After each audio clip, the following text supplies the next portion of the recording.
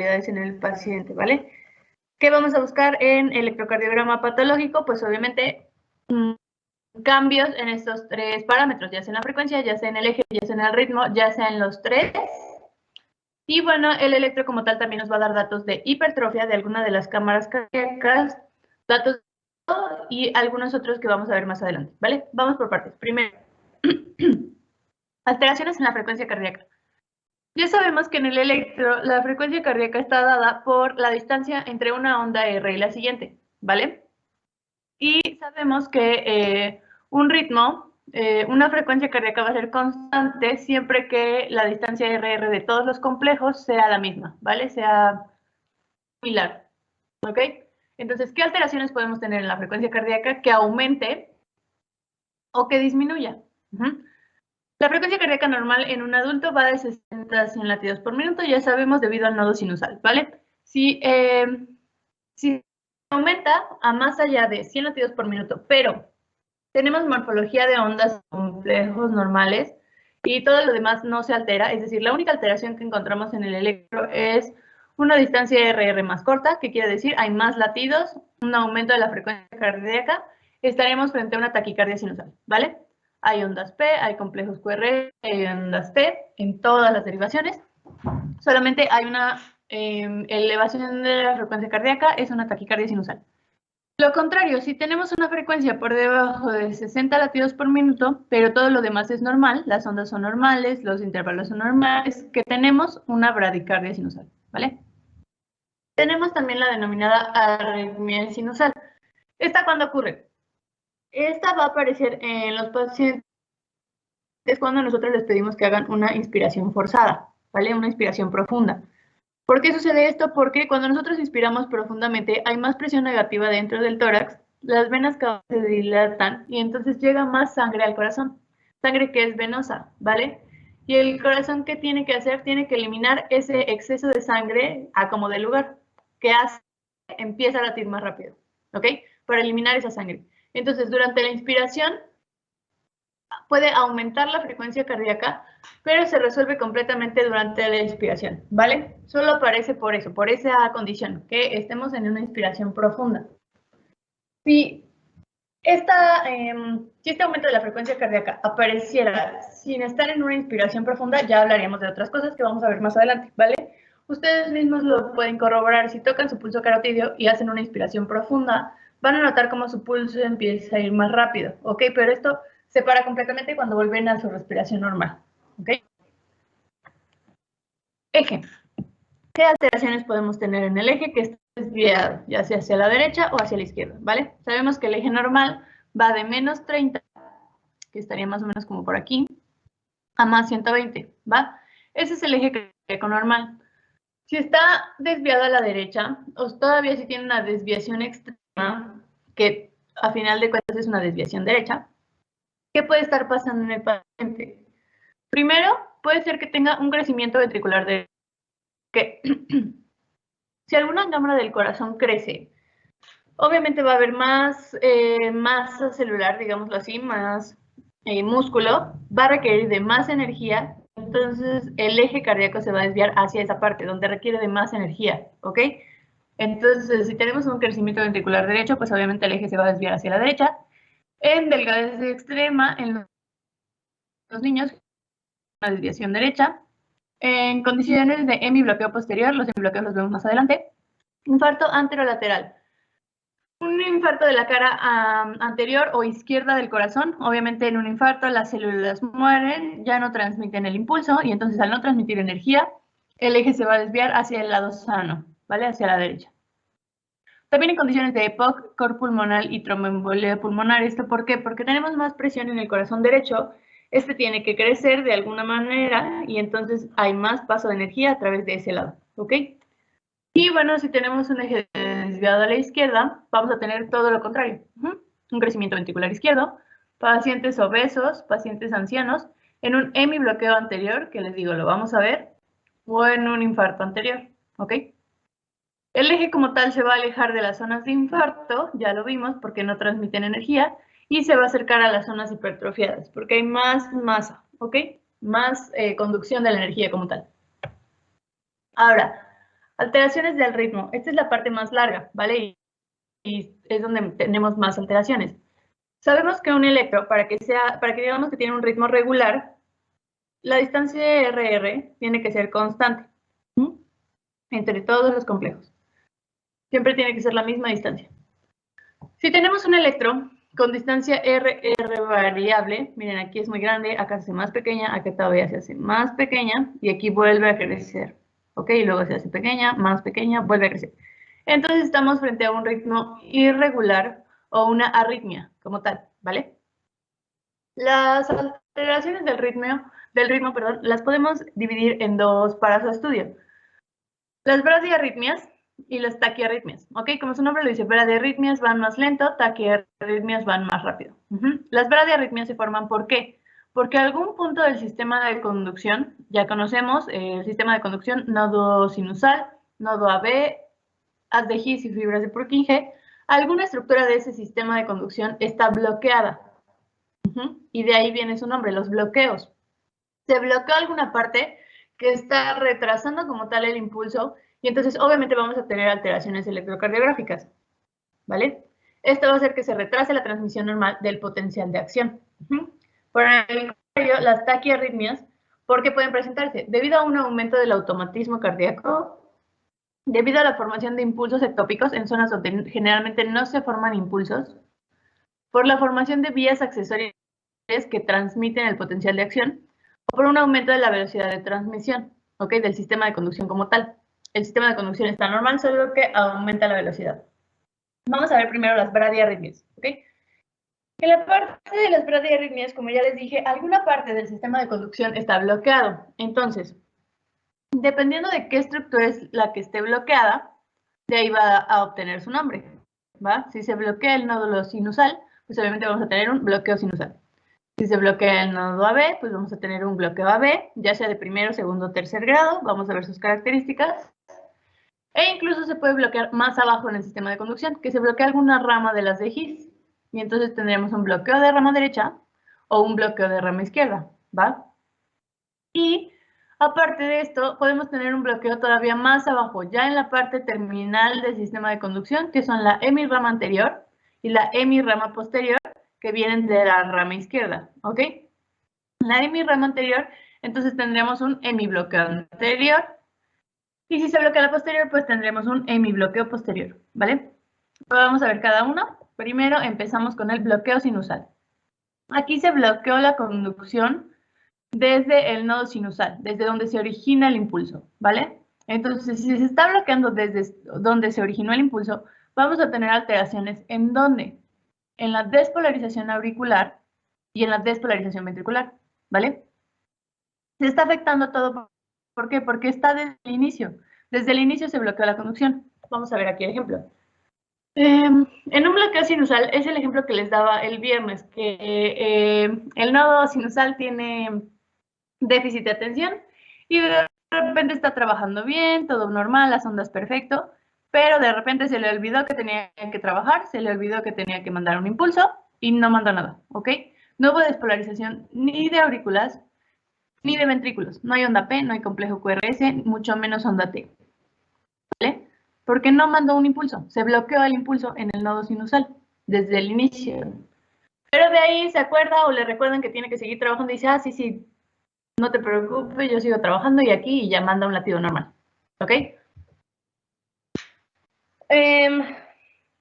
Si nosotros midiéramos la distancia entre el inicio de una onda P y el inicio de la siguiente onda P, en los complejos que sí aparecen, en los latidos que sí son efectivos, y tomáramos esta medida como estándar, esta llavecita azul, y lo vamos midiendo con todos los complejos que sí aparecen de esta onda P a la siguiente, vamos a ver que es la misma distancia, ¿ok? En todas, la distancia de P a P va a ser la misma. Y si esta llavecita la dibujamos desde la última onda P que aparece hasta donde se supone que debería iniciar la siguiente, y desde ahí al latido que ya es efectivo, el latido siguiente, vamos a ver que la distancia corresponde perfectamente, ¿vale? El nodo sinusal sigue manteniendo su condición de marcapasos, sigue un ritmo, sigue la frecuencia cardíaca normal, solo que de repente ya no mandó un impulso, no despolarizó absolutamente nada, pero cayó perfectamente en tiempo para que regresara a su frecuencia cardíaca normal, ¿va? Esas son las características de un bloqueo sinusal. Ahora, ¿qué pasa si el nodo sinusal funciona perfectamente, pero el que está bloqueado es el nodo AB? Si el nodo sinusal sí está funcionando, entonces va a lograr pasar el impulso por todas las aurículas. ¿Están de acuerdo? Entonces, las aurículas se van a despolarizar de manera normal. Traducido en el electro, vamos a tener una onda P normal, ¿vale? Ondas P normales, porque no tienen ningún problema ahí. Lo que pasa es que al pasar el impulso del nodo sinusal al nodo AB, aquí, aparte del retraso fisiológico que ya tiene el nodo auriculoventricular, que sabemos que nos sirve para que las aurículas se despolaricen antes que los ventrículos, aparte de ese retraso fisiológico, lo está bloqueando todavía más, ¿ok? Hace que tarde mucho más tiempo en pasar el impulso o que incluso ya no pase ningún impulso hacia los ventrículos, ¿va? Por eso tenemos las diferencias entre los diferentes grados del bloqueo AB. En unos puede pasar la energía, sí pasa la energía, pero está retrasada, ¿vale? Y en otros ya no va a pasar el impulso como tal. Vamos a verlo. Primero, aquí como les digo, se bloqueó el nodo AB, ¿vale? Esto funciona normal, entonces las aurículas se despolarizan de manera correcta. ¿Dónde vamos a tener alteraciones? En los ventrículos y en el electrocardiograma, ¿dónde lo vamos a ver? Pues en el complejo QRS, ¿va? Aquí. El bloqueo auriculoventricular de primer grado. ¿Qué caracteriza este bloqueo? Que aquí la energía, como les digo, sí está pasando, ¿vale? Sí pasa la energía hacia los ventrículos, pero tarda mucho más tiempo del normal. Está tardando más tiempo. Entonces, la característica del bloqueo auriculoventricular de primer grado es que vamos a tener un intervalo PR, desde el inicio de la onda P a la onda R, prolongado. ¿Por qué? Porque está tardando más tiempo en pasar la energía de las aurículas hasta los ventrículos, ¿va? Entonces aquí el PR va a ser mayor de 0.2 segundos o mayor de 5 cuadritos pequeños. Aquí si lo contáramos, vemos que es muchísimo más grande que 5 cuadritos pequeños, ¿vale? De aquí desde el inicio de la onda P hasta la onda R son mucho más de 5 cuadritos, ¿vale? PR prolongado, más de 0.2 segundos, bloqueo AB de primer grado. Pasamos ahora al bloqueo auriculoventricular de segundo grado.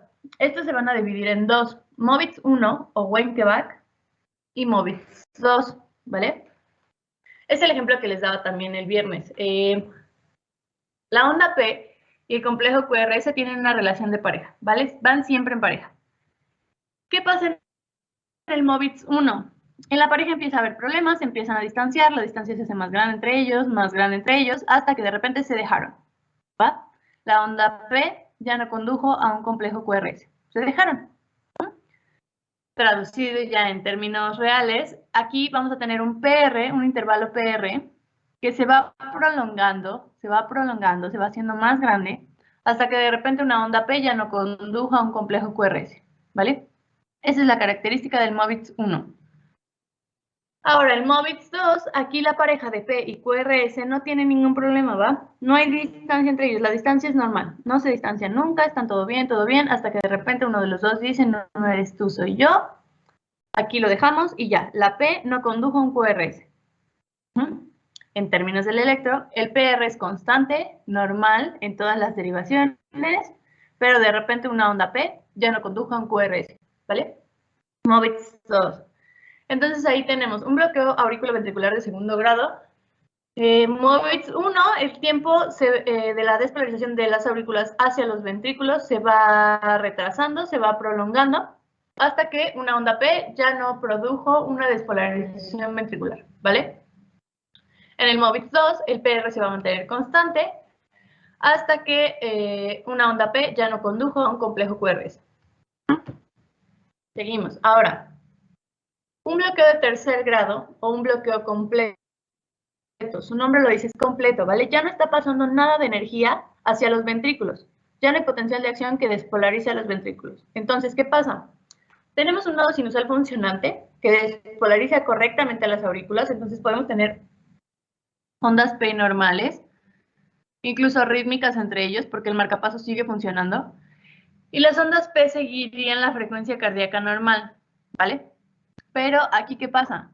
Las ondas P y los complejos QRS ni se topan, ¿ok? No se conocen. No pasa nada entre ellos. Las aurículas se despolarizan por acción del nodo sinusal, ya no pasa energía a los ventrículos ¿qué tienen que hacer? Tienen que empezar a despolarizarse por sí mismos, ¿vale? Porque sabemos que el corazón hace eso, se esfuerza por siempre mantenerse latiendo, ¿ok?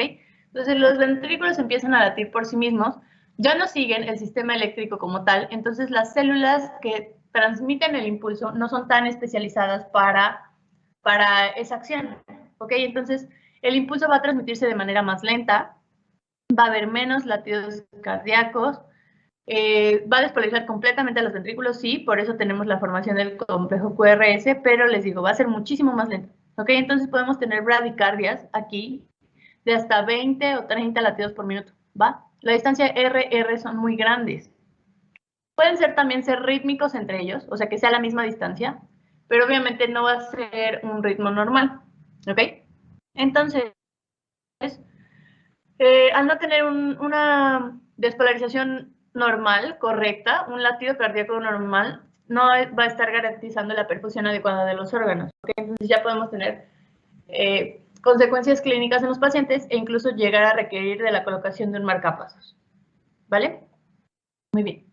Esas son las características de los bloqueos AB. Ahora, ¿qué pasa si tanto el nodo sinusal como el nodo auriculoventricular funcionan perfectamente?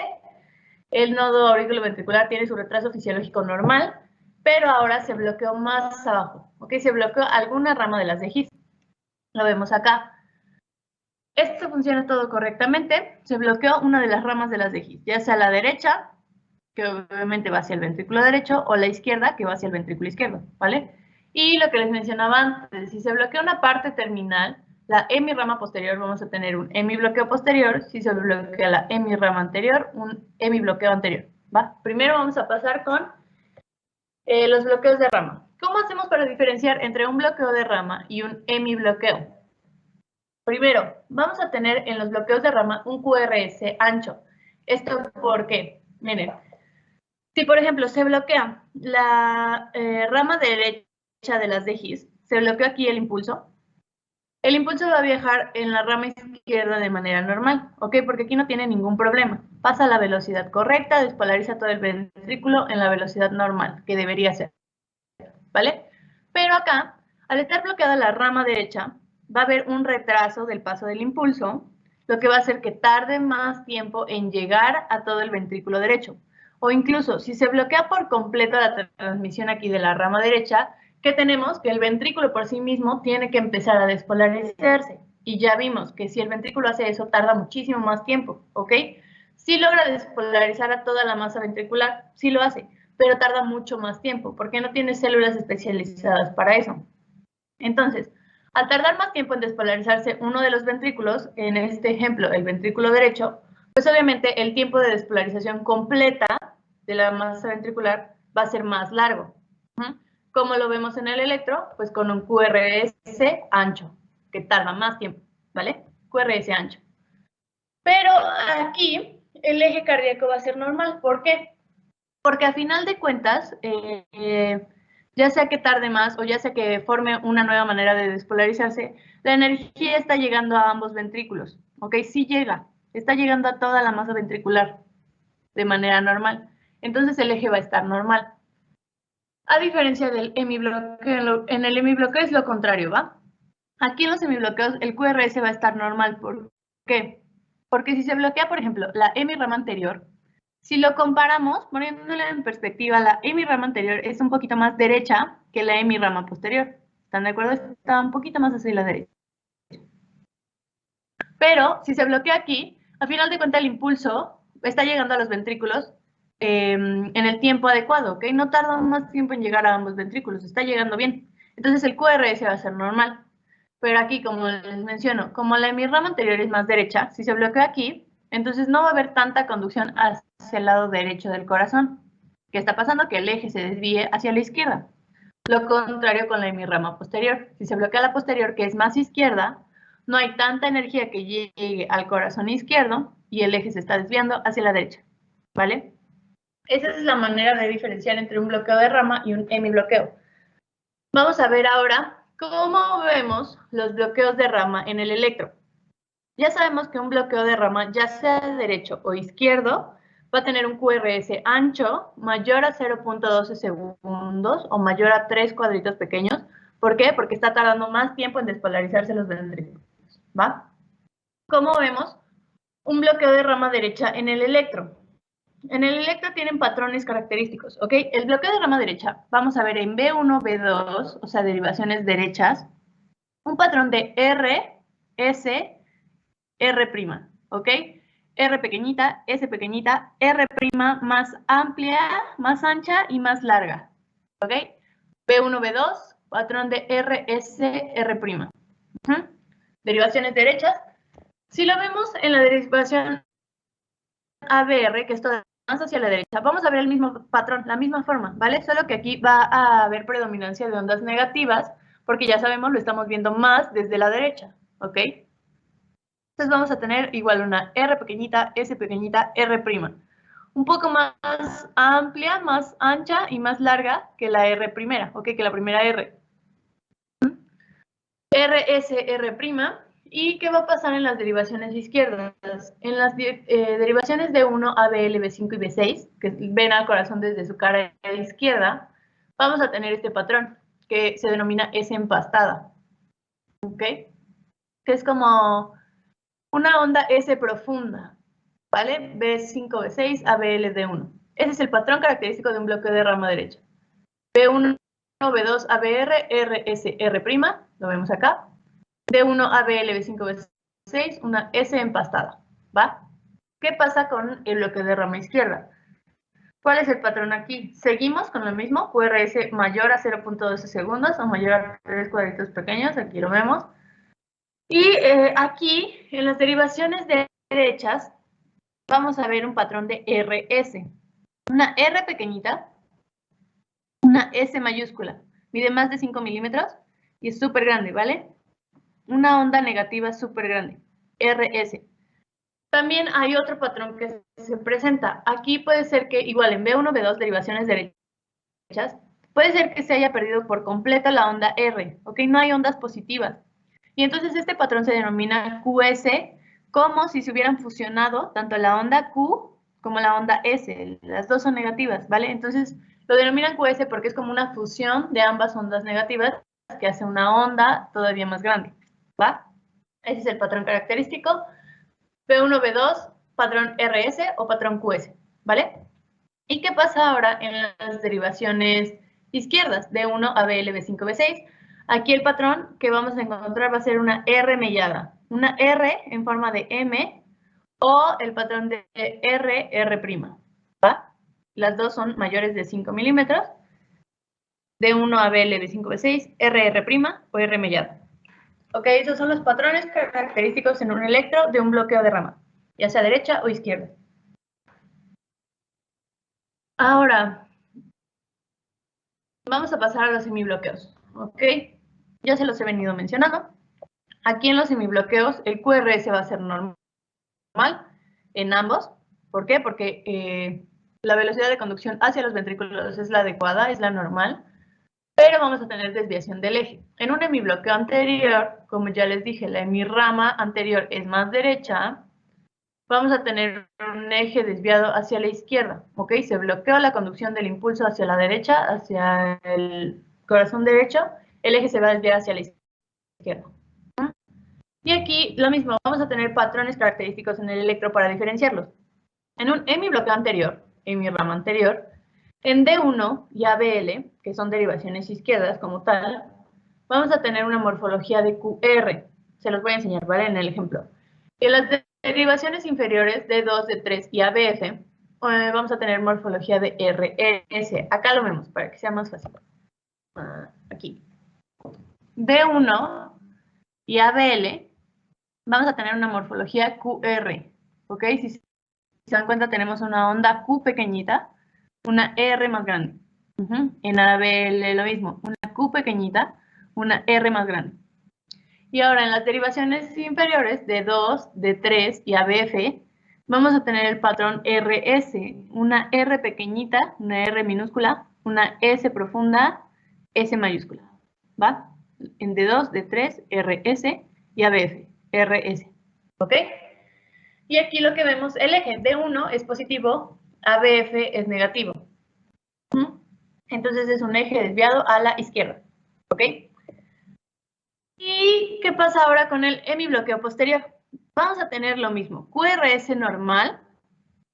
Ahora el eje va a estar desviado hacia dónde. Si se bloqueó la parte izquierda, el eje se va a desviar hacia la derecha, ¿ok? Y aquí la morfología de las ondas va a cambiar, o sea, se va a invertir a lo que teníamos acá arriba. Si se dan cuenta, lo que teníamos aquí en D1 y ABL, que es el QR, lo vamos a tener ahora acá abajo, D2, D3 y ABF, QR, ¿vale? Y igual lo contrario, lo que teníamos en las derivaciones inferiores, acá lo tenemos en las derivaciones izquierdas, que es en la morfología de RS, ¿ok? Si ven aquí, RS, RS, QR, QR. Se invirtieron. Entonces, igual, les voy a dar un ejemplo. Aquí tenemos en D1 y en ABL vamos a tener un patrón de RS, una R pequeñita, una S profunda. Lo mismo en ABL, una R muy pequeñita, una S más grande, profunda, ¿vale? Y en D2, D3, ABF, vamos a tener un patrón QR, una Q muy pequeñita, aquí incluso casi ni se ve, Q pequeñita, una R más grande, ¿va? D2, D3, ABF, QR. Y bueno, aquí vemos el eje cardíaco, D1 es negativo, ABF es positivo, un eje desviado hacia la derecha, ¿vale? Patrones característicos de los hemibloqueos. Muy bien. Ahora, eso fue conforme a las bradiarritmias, ¿ok? Se bloqueó el impulso en alguna parte, hizo que el corazón latiera más lento, ¿vale? Una disminución del ritmo como tal. Ahora vamos a pasar a las taquiarritmias, lo contrario, un aumento del ritmo. ¿Por qué se puede estar generando esto? Por lo que ya les dije, un aumento del automatismo cardíaco, que se está activando más veces, por la formación de impulsos ectópicos en zonas donde no se generan normalmente impulsos, se están generando ahora, lo que condiciona una despolarización, la formación de vías accesorias que pueden transmitir el impulso como tal, o por un aumento de la velocidad de transmisión del sistema de conducción normal. Vale, está funcionando normal, solo que aumentó la velocidad. Vamos a verlo. Las vamos a dividir las taquiarritmias en supraventriculares, arriba del ventrículo, que es lo que tenemos arriba del ventrículo, pues las aurículas, ¿vale? Y en ventriculares. ¿Cuál es la diferencia entre estas dos? En las supraventriculares, en el electro vamos a tener un QRS normal. ¿Por qué? Como su nombre lo dice, el problema está arriba de los ventrículos. ¿Ok? Entonces, la conducción en los ventrículos es normal, no está afectada para nada el ventrículo como tal. Entonces, el QRS va a ser normal. A diferencia de acá, aquí su nombre lo dice, lo está diciendo, ¿vale? Está afectado el ventrículo, está afectada la transmisión del ventrículo. Entonces va a haber cambios en el QRS. Vamos a tener QRS más amplios, ¿ok? Pasamos primero con las supraventriculares.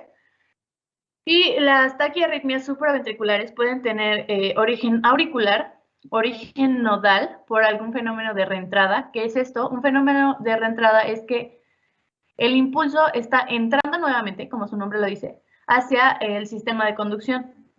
Entonces vamos a tener una doble despolarización. ¿Están de acuerdo? La despolarización normal, y como el impulso vuelve a entrar, vamos a tener una segunda despolarización, donde debería haber una, ¿ok? O por la formación de vías accesorias. Vamos viendo. Primero, tenemos taquicardias supraventriculares regulares e irregulares. Ya sabemos que esto depende de la distancia RR, ¿vale? Primero vamos a ver las taquicardias supraventriculares irregulares, ¿ok? Distancias RR cambiantes. Son tres patrones principalmente. El primero, la taquicardia auricular multifocal. Su nombre le está diciendo absolutamente todo, ¿vale? Taquicardia, está latiendo más rápido, más veces. Auricular, ¿en dónde? En las aurículas, de origen auricular. Multifocal, muchos focos se están activando, ¿ok? ¿Qué es esto? La taquicardia auricular multifocal. Diversos focos se están creando en las aurículas que logran despolarizar a todo el corazón, ¿ok? No sigue el eje normal, sino que diversos focos son los que se están activando.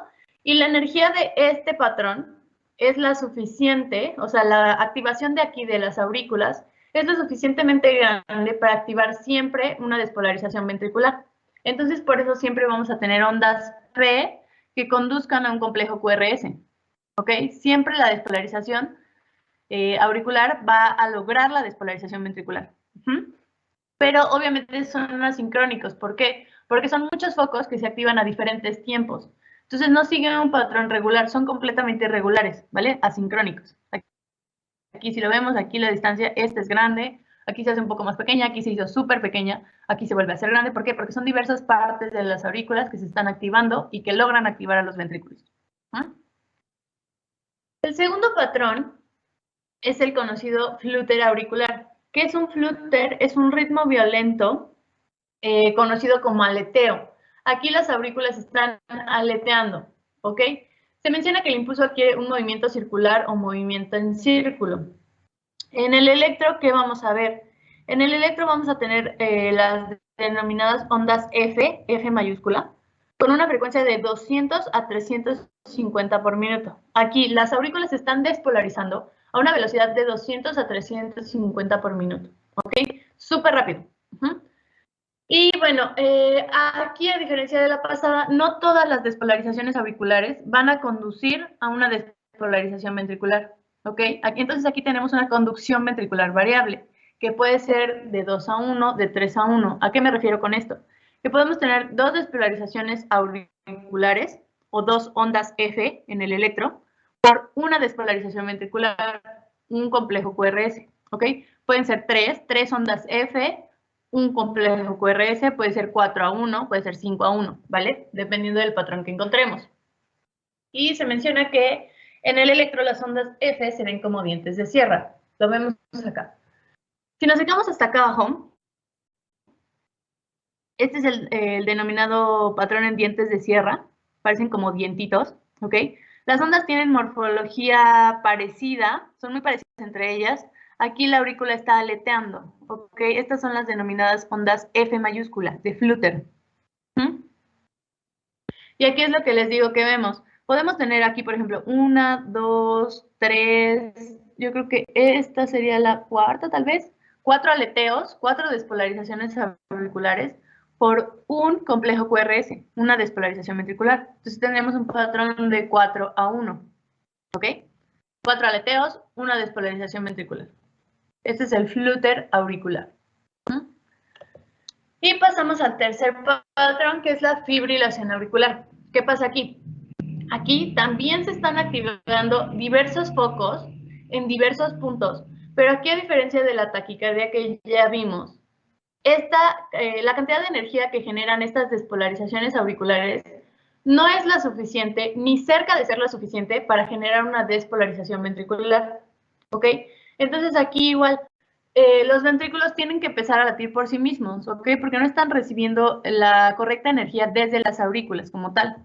Las aurículas tienen muchas despolarizaciones en diversos puntos, entonces las aurículas pareciera que están temblando. Las aurículas tiemblan porque se están activando muchos puntos en diferentes tiempos, ¿ok?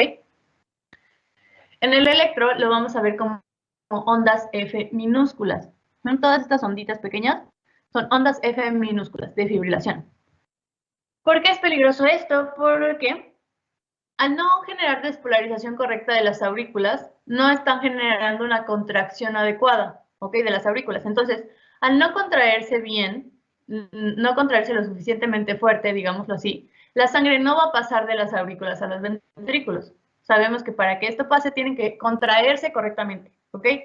Si no se contrae lo suficiente, la sangre no pasa, entonces se va a estar formando un estancamiento sanguíneo, principalmente en las orejuelas. Si se estanca la sangre, entonces es muy probable que se empiecen a formar trombos. Y sabemos lo peligroso es que se formen trombos, ¿vale? Ahora, es importante aquí ver las diferencias entre un electro que nos está mostrando una fibrilación auricular y un electro que es normal, pero que tiene interferencia. ¿Ok? Es muy común que se llegue a confundir. ¿Por qué? Porque es lo que vemos en una interferencia. Muchos juegos aquí de la línea eléctrica. ¿Están de acuerdo? ¿Cómo los diferenciamos? Primero, en una fibrilación auricular no podemos distinguir la morfología de la onda P, mucho menos de la onda T, ¿vale? Aquí todas las ondas son diferentes, son erráticas. No tenemos como tal marcada una onda P ni una onda T. No podemos decidir si esta es la onda P, o a lo mejor es esta, o a lo mejor es esta, ¿ok? En un electron normal con interferencia, sí se marca la morfología, ¿ok? Se ve claramente la morfología de las ondas, solo que tienen como mucha interferencia, obvio, mucho juego, pero sí se ven, ¿vale? Y en un, bueno, si no logramos diferenciar esto, también podemos fijarnos en los intervalos RR. Aquí en la fibrilación auricular, lo que les digo, no se están generando contracciones efectivas de las aurículas, no pasa el impulso correcto de las aurículas a los ventrículos, entonces el ventrículo tiene que empezar a latir por sí mismo. A veces él tiene que latir por sí mismo, a veces alguna despolarización auricular, a lo mejor sí genera un impulso ventricular, entonces ya se generó otro complejo QRS. La distancia entre los complejos va a ser completamente diferente entre ellos. ¿Ok? En la fibrilación auricular no hay distancia RR regular. Aquí vemos el electro normal. Este es un electro normal con interferencia, lo que les digo, aquí se marca perfectamente bien la morfología de las ondas. Aquí podemos ver una onda P, que se marca, el complejo QRS y la onda T. Si pasamos al siguiente vemos lo mismo, aquí vemos la onda P, el complejo QRS y acá la onda T, ¿ok? P, QRS, T, en todos, o sea, la morfología se marca, aunque tenga interferencia, está bien marcado cuál es cuál, ¿ok? Acá no. Y lo que les mencionaba, en un electro normal, pues obviamente las despolarizaciones van a ser normales, la distancia RR va a ser regular, siempre la misma, ¿ok? A diferencia de la fibrilación, que aquí es todo cambia, siempre cambia la distancia, ¿va? Muy bien, seguimos. Ahora, esas fueron las taquicardias supraventriculares irregulares, con complejos, con distancias RR irregulares. También hay taquicardias supraventriculares, es decir, de las aurículas, que tengan complejos RR regulares, distancias RR regulares. La primera, podemos tener lo que ya habíamos visto antes, una taquicardia sinusal, es decir, el nodo sinusal se está despolarizando más rápido. ¿Por qué? Aquí puede ser que a lo mejor estemos haciendo ejercicio, a lo mejor estemos experimentando emociones muy fuertes como angustia, miedo, pánico. Todas estas situaciones hacen que el corazón empiece a latir más rápido, ¿vale? Pero lo que mencionábamos antes, la morfología de las ondas, de los complejos, es completamente normal. Hay P, QRS, T, ¿ok? La única alteración que tenemos es un aumento de la frecuencia cardíaca, pero tiene que estar desencadenada por alguna situación normal, ¿ok? Fisiológica, como el ejercicio, como las emociones muy fuertes, ¿va? Aquí las frecuencias, bueno, la frecuencia cardíaca está aumentada, obviamente, pero el nodo sinusal sigue siendo el marcapasos. Se menciona que el nodo sinusal puede llegar hasta frecuencias de 150 latidos por minuto. Lo normal es de 60 a 100, pero en estas condiciones del ejercicio y todo lo demás, puede llegar incluso hasta 150 latidos por minuto. ¿Qué pasa cuando tenemos una taquicardia supraventricular que está apareciendo sin estar haciendo ejercicio, sin estar sometido a emociones muy fuertes, con un paciente completamente calmado, todo bien, y de repente, al estarle tomando un electro, vemos que empieza con frecuencias cardíacas normales, y de repente, de la nada, sin ningún desencadenante, empieza con taquicardia. Y así como aparece la taquicardia, después se quita, ¿ok? Vuelve a su frecuencia cardíaca normal y luego puede volver a aparecer una taquicardia, ¿ok? Eso ya no es normal, porque nada lo está desencadenando como tal. Entonces ya lo denominamos como una taquicardia supraventricular paroxística, ¿ok? Episódica. ¿Qué quiere decir? Episódica, lo que ya les dije, que aparece y desaparece de manera súbita. Aquí el impulso ya no se va a estar generando en el nódulo sinusal, ¿ok? Ya puede alcanzar frecuencias cardíacas incluso mayores de 150 latidos por minuto. Entonces, el nodo sinusal ya no es el responsable de generar estos impulsos, y como no es el responsable, entonces la onda P va a tener morfología alterada, ¿va? No va a ser una onda P normal. Y como ya les mencionaba, no se explica, no se puede explicar por situaciones normales como el ejercicio, como las emociones, ¿ok? El paciente está tranquilo, ha estado en reposo por, no sé, varios minutos, no tiene ninguna emoción fuerte, está todo bien, y de repente empieza con taquicardia, de repente se le quitó, luego volvió a empezar, ¿vale? Es una taquicardia supraventricular paroxística. ¿Por qué se forman estos? Tiene dos mecanismos principales, ¿ok? El primero es la reentrada intranodal, que ya se los he mencionado, entra nuevamente el impulso a los nodos, generan una nueva despolarización, o por la formación de vías accesorias. Vamos a ver cada uno. Primero, tenemos las taquicardias supraventriculares paroxísticas de origen nodal o reentrada intranodal. Tenemos aquí el nodo auriculoventricular, ¿ok?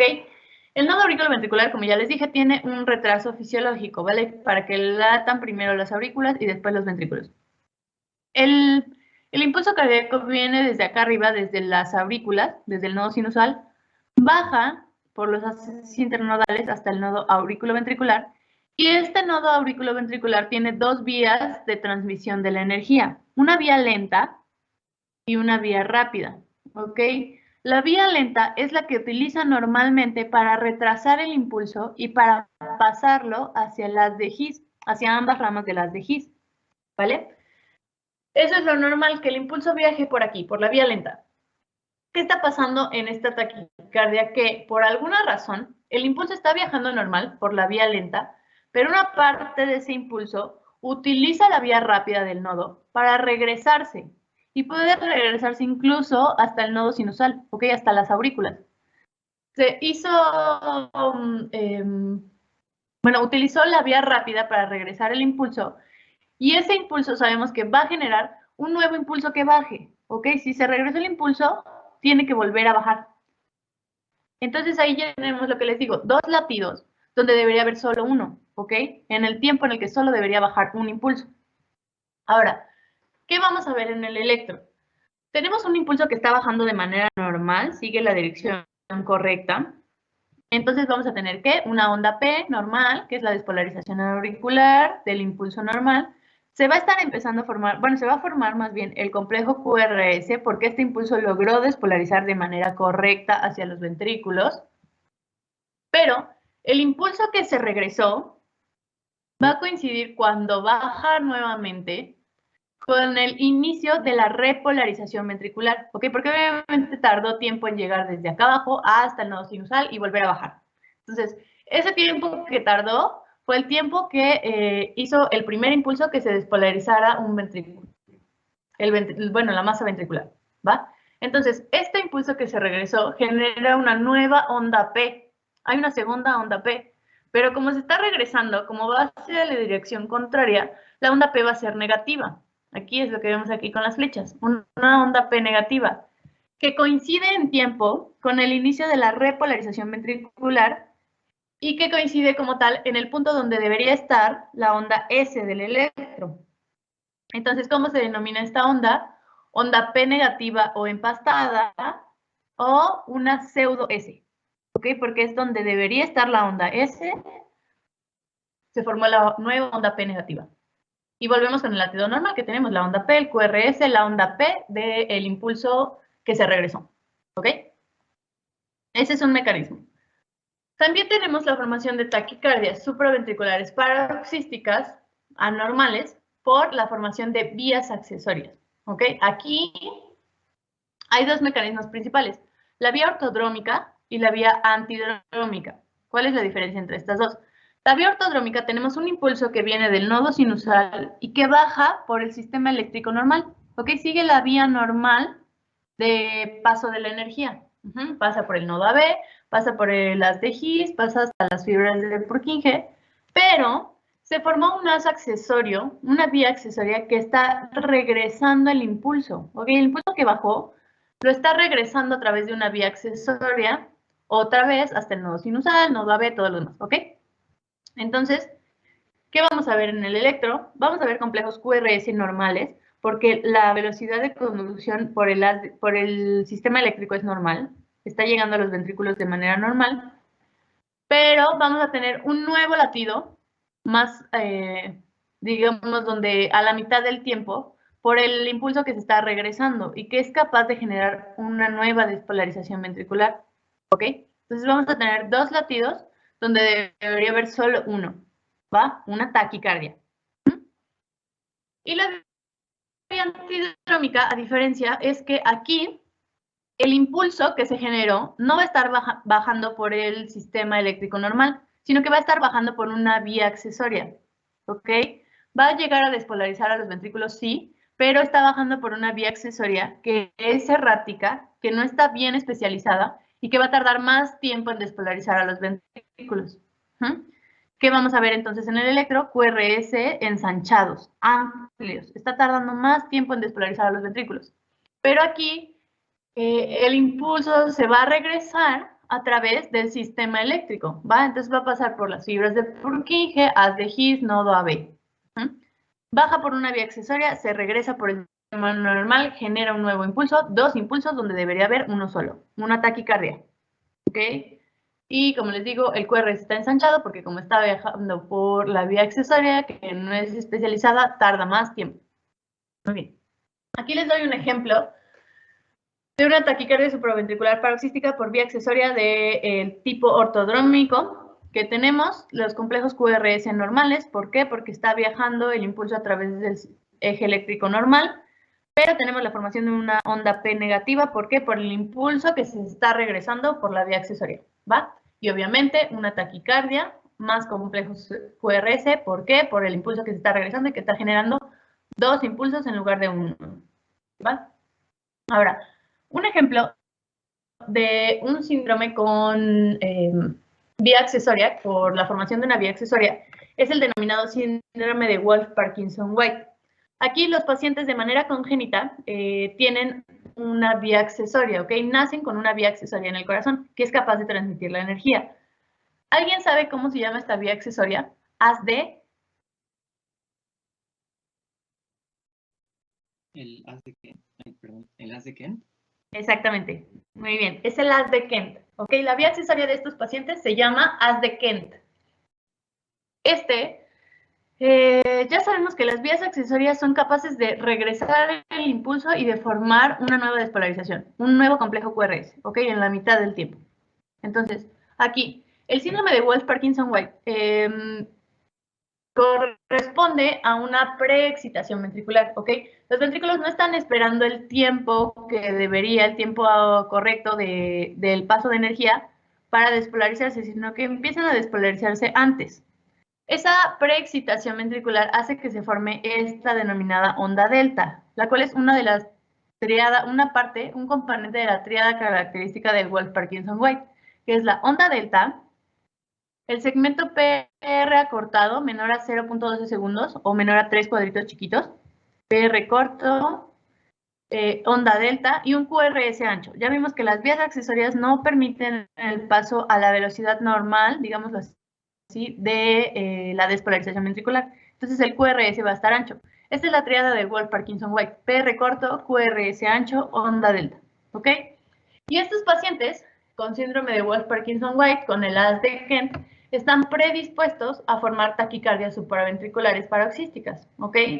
Si encontramos un paciente que está formando taquicardias supraventriculares, en el electro vemos estas tres características, sabemos que tiene Wolff-Parkinson-White. ¿Ok?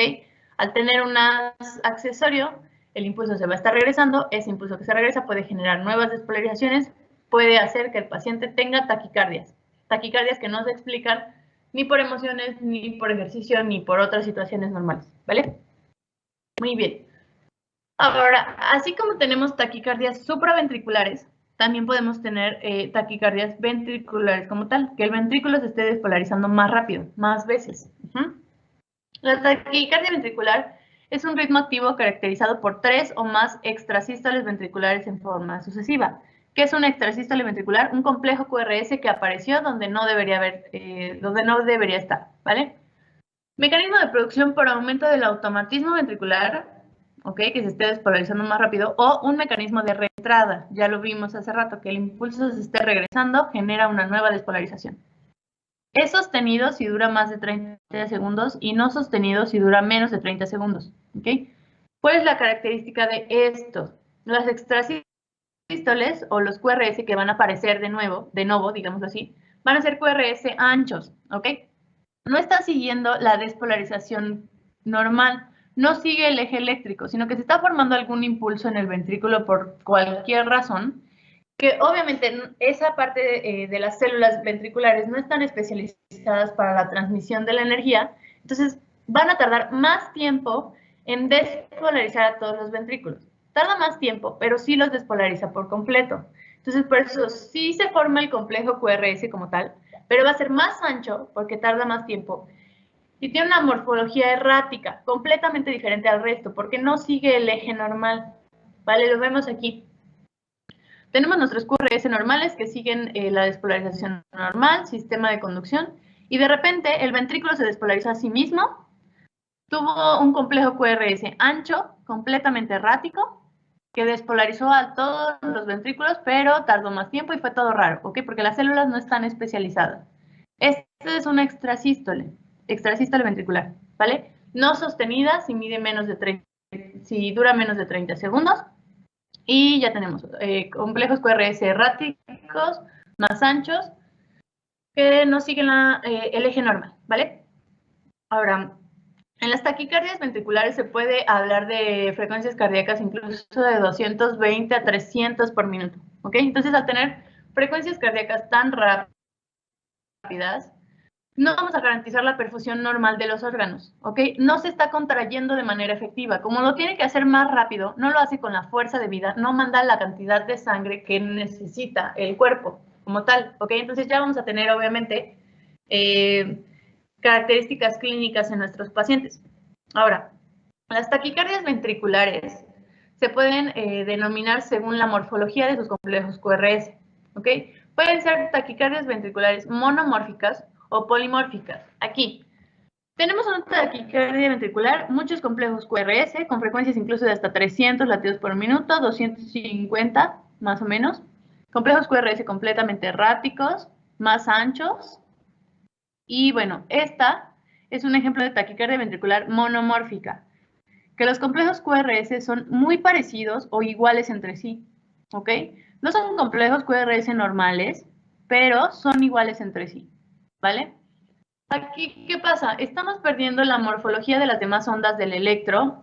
¿Por qué? Porque obviamente la despolarización, la energía que corre a través de los ventrículos es muy grande. Entonces tapa todo lo demás, tapa el trazo de las aurículas, tapa el trazo de la repolarización ventricular como tal.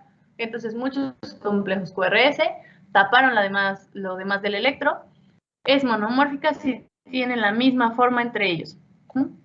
Y tenemos también una taquicardia ventricular polimórfica. ¿Ok? Los ventrículos se siguen despolarizando a sí mismos, tapan todo lo demás del electro, pero los complejos QRS entre ellos son distintos. Si se dan cuenta aquí, este es más grande, este es más pequeño, a lo mejor este es más ancho, y ya, ¿vale? Es una taquicardia ventricular polimórfica. ¿Alguien me puede decir qué es esto?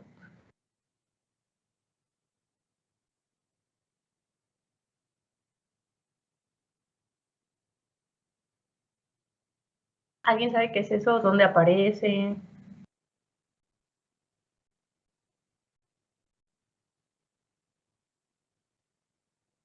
Es el álbum de Arctic Monkeys. Exacto.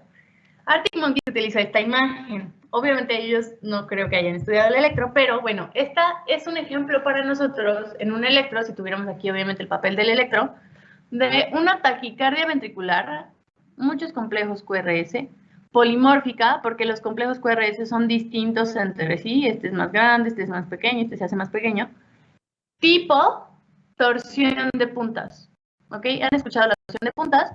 Si pasamos aquí la línea isoeléctrica, tendríamos que, pareciera que estos complejos QRS se están torciendo alrededor de la línea isoeléctrica, ¿ok? Por eso se denomina taquicardia ventricular polomórfica tipo torsión de puntas. Aquí tenemos, en francés no sé cómo se pronuncia, pero bueno, torsión de puntas.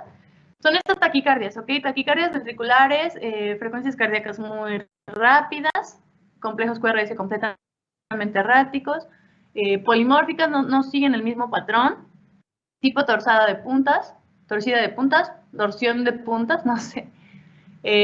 Parecía que se tuerce alrededor de la línea eléctrica, ¿vale? ¿Cuándo aparece esta taquicardia? Puede aparecer en pacientes que tengan un intervalo QT largo, ¿ok? Si tenemos un paciente al que le tomamos un electro y al sacar su QT corregido vemos que el QT está alargado, tenemos que tener cuidado porque pueden llegar a producir este tipo de taquicardias ventriculares. Y ya vimos que si hacen taquicardias ventriculares, no garantizan una perfusión adecuada a los órganos, ¿vale? Oigan, chicos, todavía me falta algo. Les digo que esta clase es muy larga. Los que tengan que salir, pues adelante, no hay ningún problema. Paso su asistencia en este momento. Y pues los que se puedan quedar adelante, los que no, les digo, está la clase grabada para que en algún ratito que tengan libre puedan regresar a verla, ¿vale? Recuerden subir su certificado BLS. Y pues ya, tengan bonita tarde. Los demás, pues continuamos, ¿va? Gracias. Ahora, vamos a pasar. Tal cual las aurículas pueden fibrilar, los ventrículos también, ¿ok? ¿Qué pasa aquí? Que muchos focos se están activando en diferentes tiempos, pero ahora en los ventrículos como tal, ¿ok? Generando muchos complejos QRS totalmente erráticos, ¿vale? Este tipo de arritmia es la arritmia más letal para los pacientes. Ya se los mencioné, múltiples focos de despolarización a lo largo de los ventrículos. Ninguno llega a desencadenar una contracción efectiva, ¿ok? Los ventrículos no se están contrayendo de manera efectiva, no están mandando la suficiente sangre al cuerpo. El corazón está temblando. No hay perfusión orgánica, y si no hay perfusión orgánica, obviamente tampoco vamos a tener perfusión a las coronarias como tal. Las coronarias son las que nutren las células cardíacas. Entonces, si las coronarias dejan de tener sangre, dejan de tener oxígeno, las células del corazón van a empezar a sufrir, van a empezar a dañarse. Al dañarse, obviamente van a dejar de conducir la energía como tal y el paciente puede entrar en un paro cardíaco. ¿Cómo inicia una fibrilación ventricular? Con un trazo grueso, ¿ok? Muchas células están transmitiendo la energía completamente fuera de ritmo, asincrónico totalmente. El corazón está temblando, ¿vale? ¿Qué pasa si esto se prolonga en el tiempo? Al mandar menos sangre hacia las coronarias, como les digo, las células van a empezar a sufrir, muchas células van a dejar de trabajar y entonces cuando dejan de trabajar ya no conducen la energía. Entonces el trazo se va haciendo más fino. Sigue siendo una fibrilación, pero más fina. ¿Por qué? Porque menos células son las que están transmitiendo la energía como tal. Ahora, si esto todavía se prolonga más en el tiempo, menos células funcionan, ya no transmiten energía, podemos llegar hasta una sistolia. ¿Ok? Ya ninguna célula transmite el impulso. Nada, no hay impulsos, no hay energía en el corazón. ¿Va?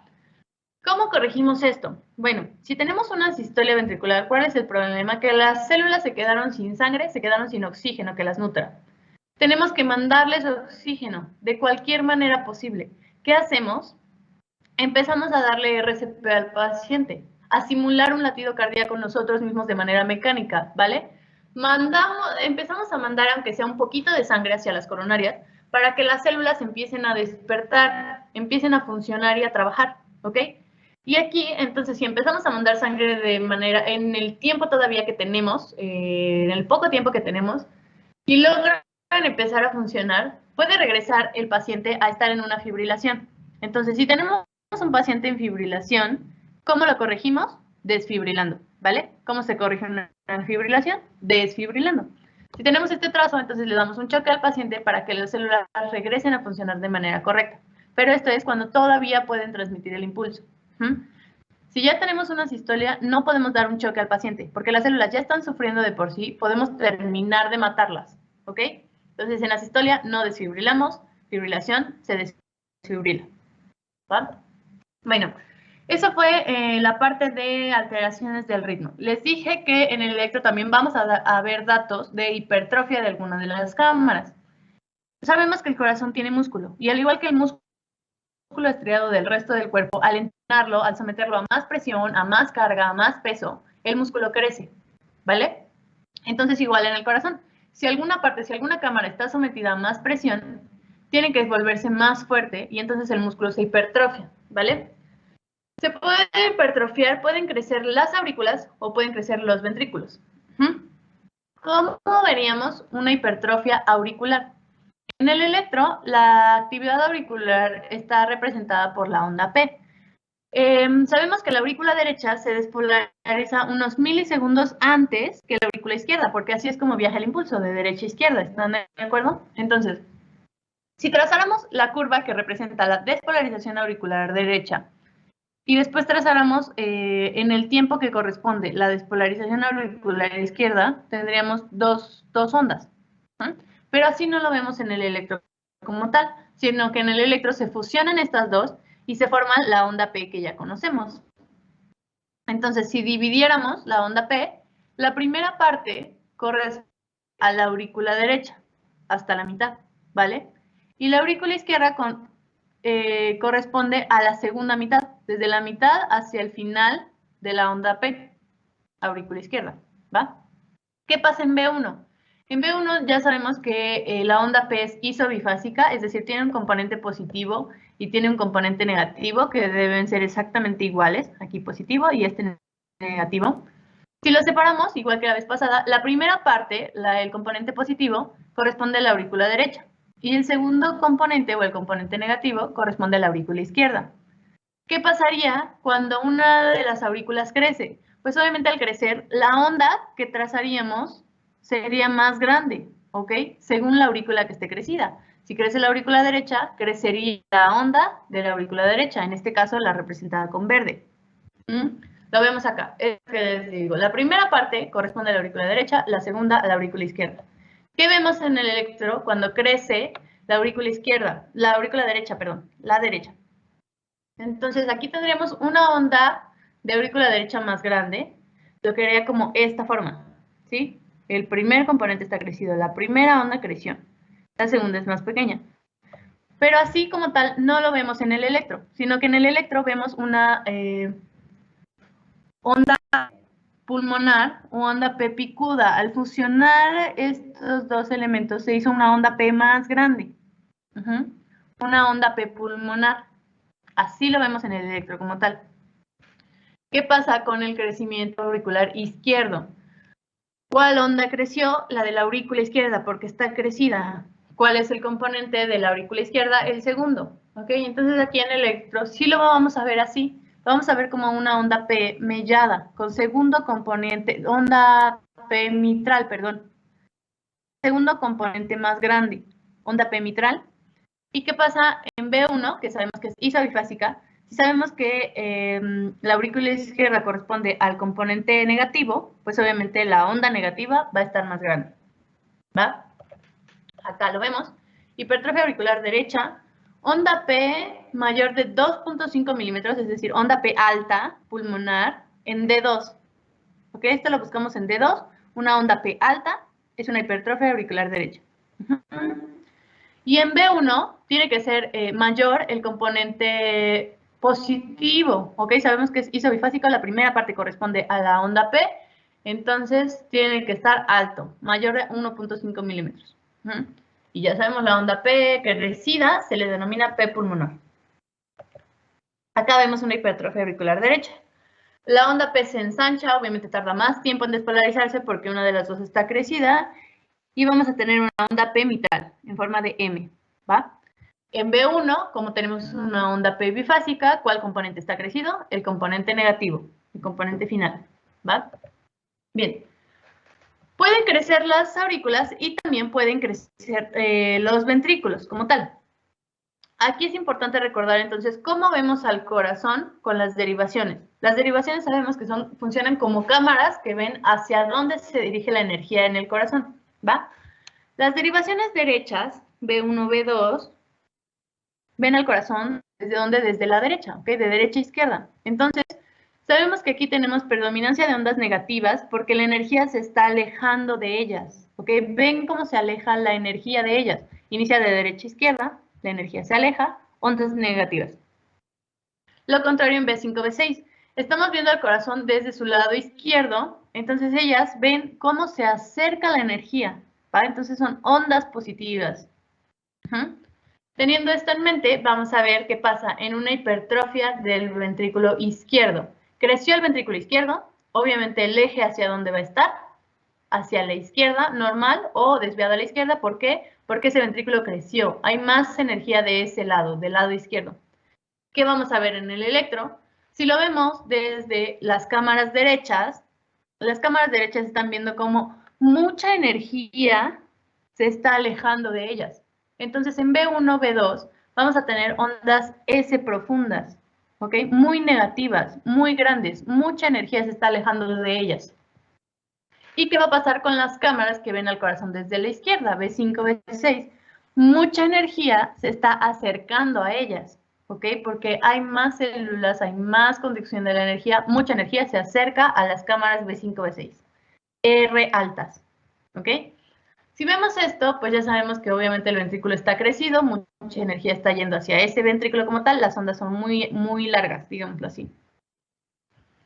Pero hay diversos índices que nos corroboran como tal que sí tengamos una hipertrofia ventricular izquierda. El más utilizado y el más sencillo, a mi parecer, es el índice de Sokolov, ¿vale? Quédense con ese índice. Aquí tenemos que medir cuánto mide la onda R en B5, B6, cuántos cuadritos chiquitos mide la R, y sumarlo a cuántos cuadritos chiquitos mide la onda S en B1, ¿ok? Acá si los contáramos son aproximadamente 27 y acá son aproximadamente 20, ¿ok? Entonces 27 más 20 son 47. El índice de Sokolov nos dice que si mide más de 35 milímetros, no hay más, es una hipertrofia del ventrículo izquierdo, ¿vale? Entonces en este electro, pues sí tendríamos una hipertrofia como tal, ¿va? Es muy aparente, es muy evidente por el tamaño de las ondas, pero si quieren corroborarlo, pues el índice de Sokolov. Tenemos el índice de Lewis, es más complicado, hay que medir más cosas, lo pueden ver ahí, ¿vale? Quédense con el índice de Sokolov. Acá vemos un ejemplo, B1, S profunda, mucha energía se alejó de esas cámaras, B5, B6, R altas, mucha energía está llegando hacia ellas, ¿ok? Acá hay otro ejemplo, P1, mucha energía se alejó de ellas, B5, B6, mucha energía llegó hacia ellas, ¿ok? Y aquí podemos sacar el índice de Sokolov. R más S en B1, si es más de 35, es una hipertrofia, no hay más. ¿Qué pasa ahora con la hipertrofia ventricular derecha? ¿Ok?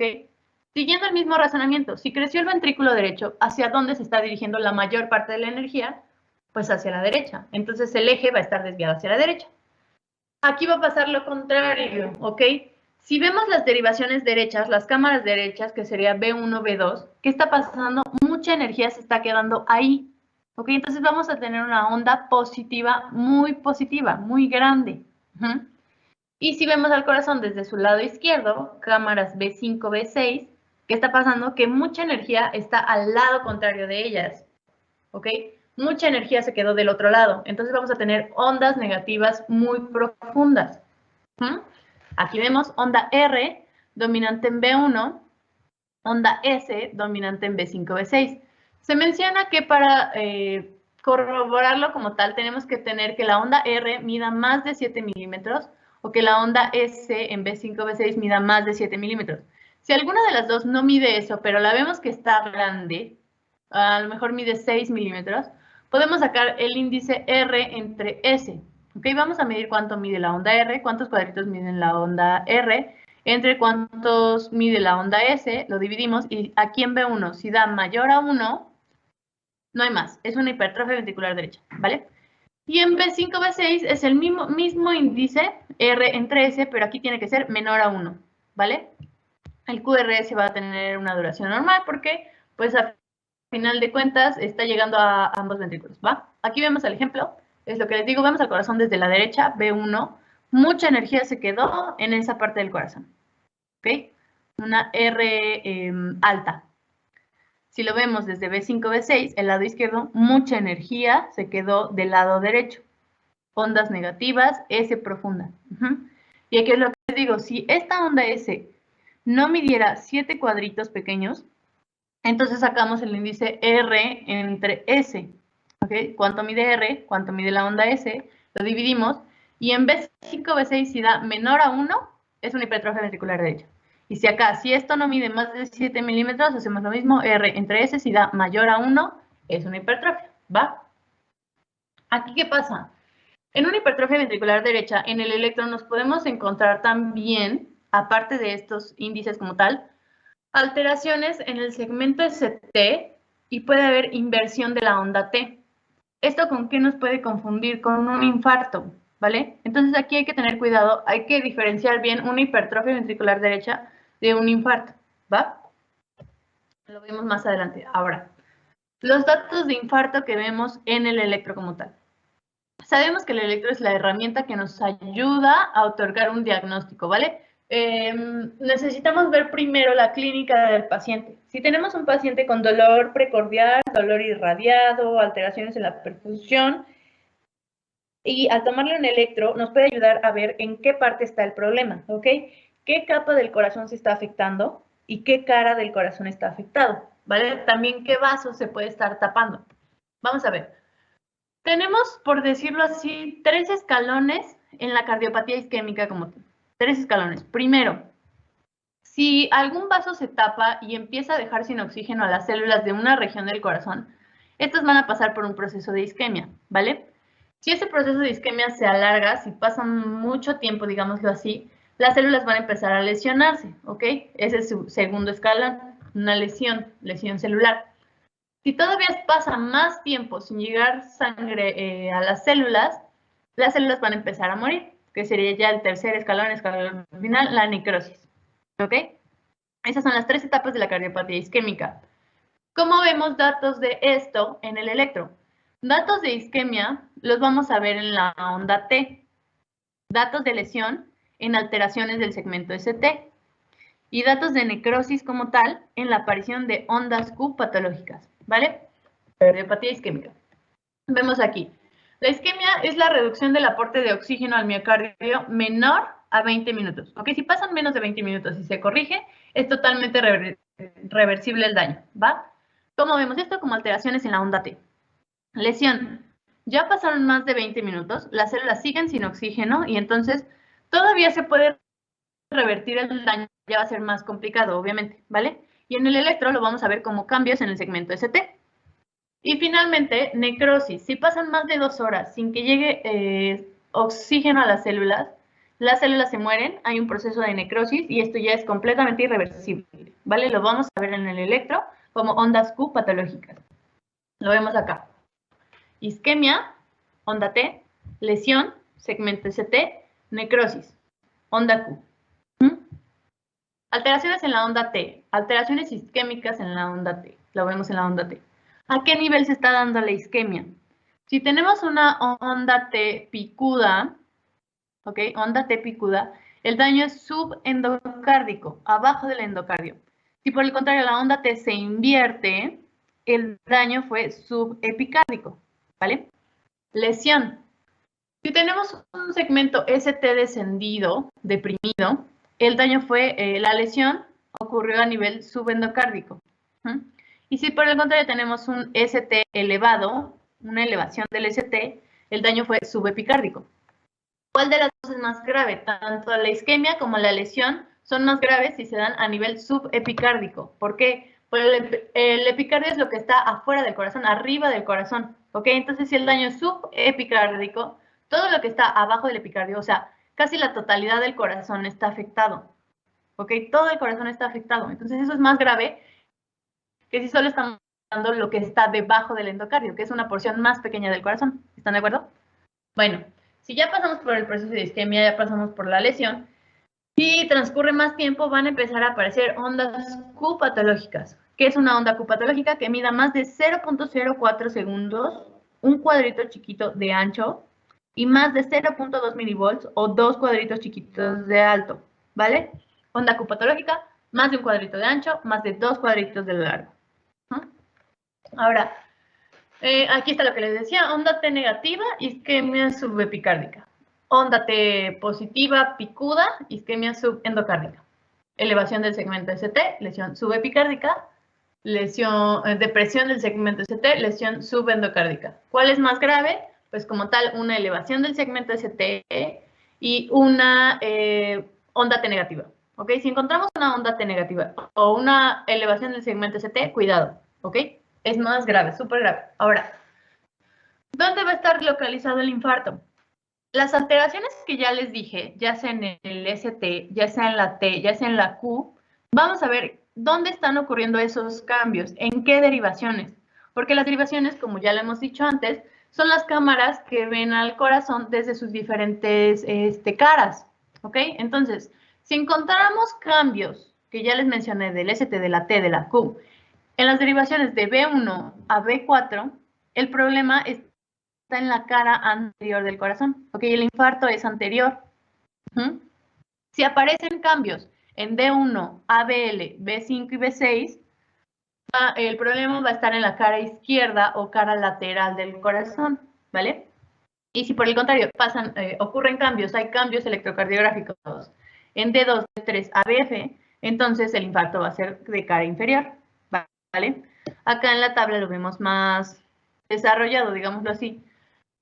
Aquí lo separaron en pared septal y pared anterior. Para fines prácticos, pues todo esto corresponde a la pared anterior, ¿vale? Que sería de B1 a B4.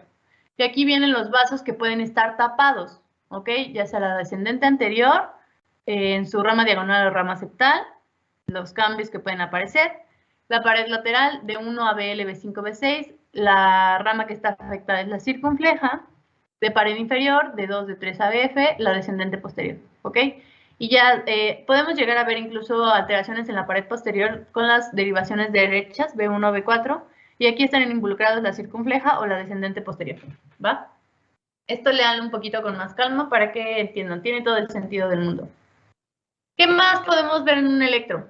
Alteraciones del QT. Ya sabemos que para tener la distancia exacta, digamos, un QT exacto, tenemos que sacar la fórmula del QT corregido, que es medir cuánto mide la distancia del QT del electro que tenemos en nuestras manos y dividirlo entre la raíz cuadrada de la distancia RR, ¿ok? Si el QT corregido no está entre 0.32 y 0.44 segundos, que es lo normal, está alterado, ¿ok? Y ya pueden deberse a diversas situaciones que vamos a ver ahorita. Lo normal es que mida de 0.32 a 0.44 segundos, 8 a 10 cuadritos pequeños. Si tenemos un QT largo, ¿ok? Mide más de 0.44 segundos, más de 10 cuadritos pequeños. ¿Por qué puede ser? Puede ser que los pacientes ya nacieron con alteraciones de la actividad ventricular de manera congénita, que son los síndromes de QT largo congénito, como el síndrome de Romano-Ward y el síndrome de Gerber-Lench-Nielsen, ¿ok? O puede haber alteraciones en la actividad ventricular de manera adquirida por el uso de distintos fármacos, como son antiarrítmicos, algunos antibióticos, antidepresivos o la hidroxicloroquina, ¿ok? La hipertrofia ventricular izquierda. A ver, aquí. Sabemos que el intervalo QT nos dice cómo se está despolarizando los ventrículos y cómo se están repolarizando, ¿vale? ¿Cuánto tiempo tarda en despolarizarse por completo y en repolarizarse por completo los ventrículos? Toda la actividad ventricular. Entonces, si el QT está alargado, ¿qué quiere decir? Que está tardando más tiempo, ya sea en despolarizarse o más tiempo en repolarizarse, o en ambos, ¿ok? Alguno está alargado, entonces está tardando más tiempo. ¿Qué puede pasar? Que a lo mejor haya una hipertrofia ventricular izquierda. Obviamente, si el ventrículo está crecido, tarda más tiempo en todo. En despolarizarse, tarda más tiempo en repolarizarse, ¿vale? Por una isquemia miocárdica también se puede alargar. Alteraciones electrolíticas. Esto es muy importante porque aquí, según la alteración electrolítica que tengamos, es como lo vamos a resolver, ¿ok? Un QT largo puede estar causado por hipopotasemia, hipocalcemia o hipomagnesemia. ¿Y cómo lo vamos a corregir? Pues obviamente dándole al paciente potasio, calcio o magnesio, ¿vale? Hacer una reposición de alguno de estos electrolitos como tal, ¿vale? Para corregir la actividad ventricular. También en condiciones de cetoacidosis diabética, anorexia nerviosa o bulimia y en enfermedad tiroidea. Ahora, por el contrario, ¿qué causas tenemos de un QT corto? Que la actividad ventricular sea más corta, ¿ok? Que esté tardando mucho menos tiempo. Tenemos también el síndrome de QT corto congénito, que los pacientes ya nazcan con esta alteración. Aquí es al contrario. Aquí podemos tener hipercalcemia o hiperpotasemia. ¿Y cómo resolvemos esto? ¿Cómo corregimos la actividad ventricular? Pues con líquidos, ¿vale? La digoxina también puede crear un QT corto, síndrome de fatiga crónica, atropina, catecolaminas o hipertermia. Aquí, el electro nos puede dar datos de los pacientes sobre la temperatura corporal, ¿ok? Ya es meternos en más situaciones, no nos da tiempo, ya vimos, pero si tenemos un QT corto, puede ser que el paciente tenga una hipertermia, ¿va? Muy bien. Y es lo que les mencionaba en el repaso. Así se ve un marcapasos en el electro. Si les dan un electro y ustedes no conocen al paciente y ven esto, una espiga, una línea recta, no se preocupen, ¿ok? No es ninguna alteración, simplemente puede ser que el paciente tenga un marcapasos. Pero la línea tiene que ser completa, ¿vale? Porque en algunos electrodos aparece como la división entre derivaciones, con una línea, luego se corta y luego otra línea, ¿va? Eso no es un marcapasos. El marcapasos tiene que ser una línea completa. Y ya sea que entre antes de la despolarización auricular, va a aparecer antes de la onda P, lo que sería una espícula auricular, antes del complejo QRS, una espícula ventricular, o antes de ambos, ¿vale? Antes del complejo QRS, antes de la onda P, o espícula auricular, espícula ventricular. ¿Va? Bueno, chicos, les agradezco a todos los que se quedaron. De verdad, les digo que es una clase muy larga. Espero que se haya comprendido lo mejor posible. Si tienen alguna duda, por favor, díganmela, ¿vale? Me la ponen aquí en Teams, me la ponen en Facebook, me la mandan por Messenger, por donde quieran, pero no se queden con dudas, ¿sí? Y pues al final de la semana les estaré preguntando si hacemos un repaso o alguna actividad, ¿va? Gracias a todos. Que tengan bonita semana. Gracias a ti. Gracias. Muchas igualmente. gracias. Gracias. Vamos.